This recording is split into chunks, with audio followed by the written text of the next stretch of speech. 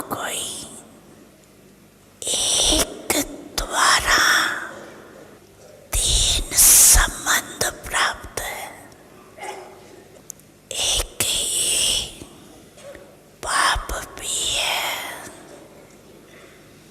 शिक्षक भी है और सतगुरु भी है। अनुभव है ना, बाप के संबंध से वर्षा भी दे रहे हैं, पालना भी कर रहे हैं।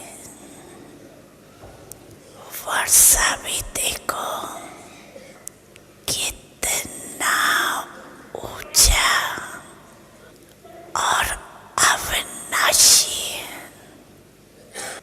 लेकिन आप बच्चे निश्चय और नशे से कहते हो हमारा पालनहार स्वयं भगवान शिक्षक द्वारा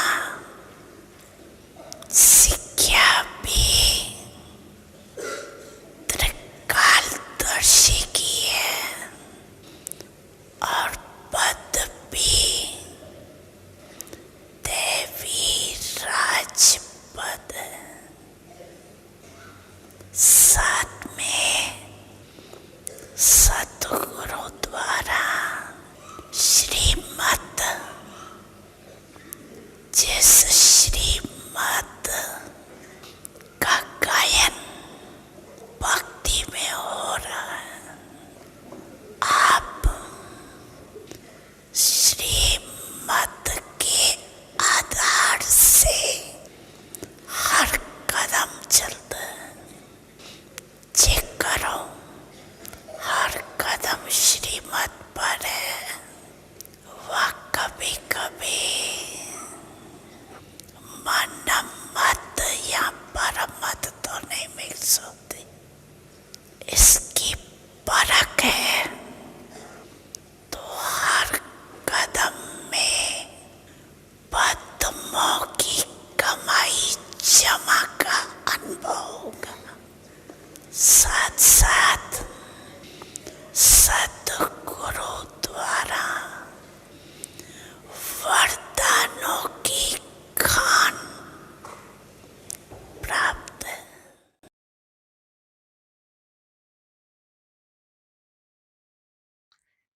We Brahmins have this amazing fortune of having a direct relationship with God. Think about people who have been searching through the ages, looking for God, wanting to experience God's love. And yes, of course, in Bhakti, God gives some return of their love and their absolute sincere devotion. But yet, of course, having a real relationship with God in which I know that my thoughts connect with Him and reach Him. And in return, if I keep my intellect subtle and clean and clear, I'll be able to get a response back from Him, is a very, very different experience. And we Brahmins have that fortune.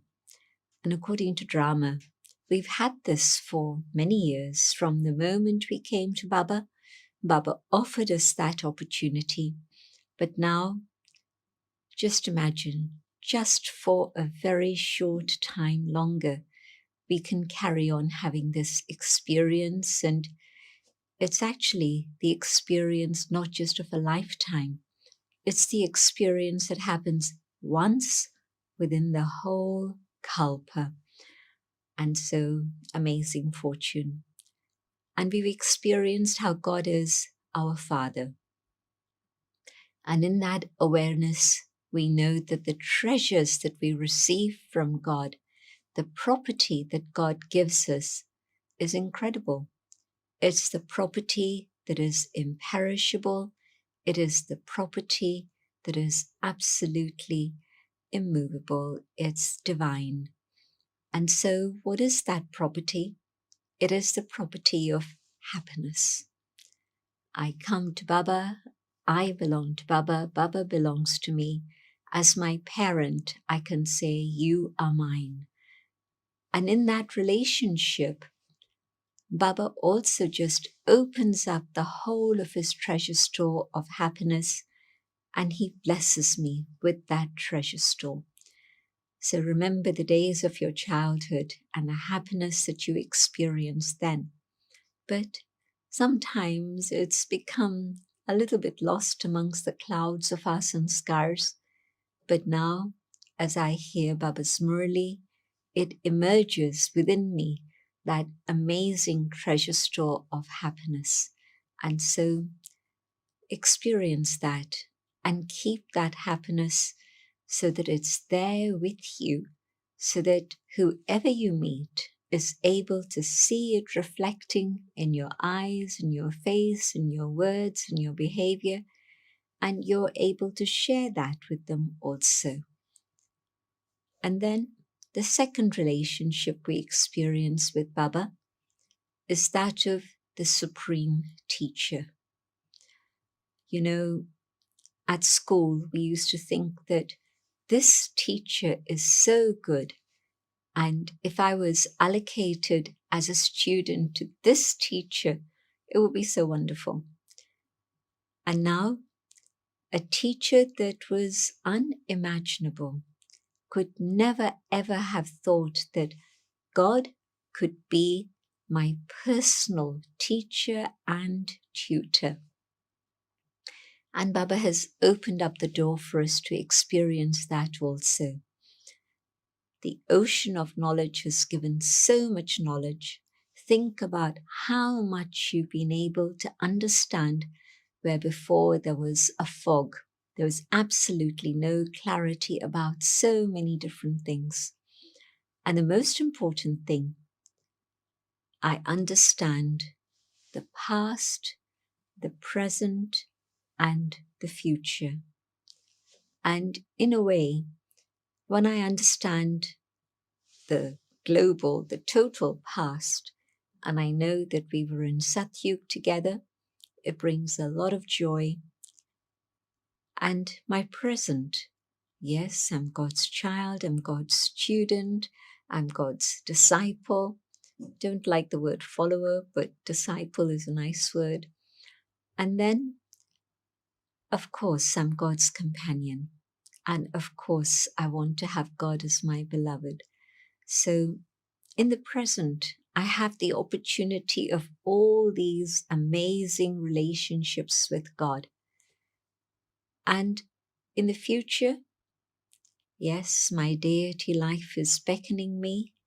It's not so far away anymore. It's just a hop, skip, and a jump away. Literally. It's not far away at all now. I know for those who've been with Baba for 40 years plus will think, well, we've been hearing this story again and again and again and again. But all those times that we were crying wolf, it wasn't a reality. I mean, at that time, I thought it was a reality. But now I understand. Now the wisdom that God has given me is much more profound.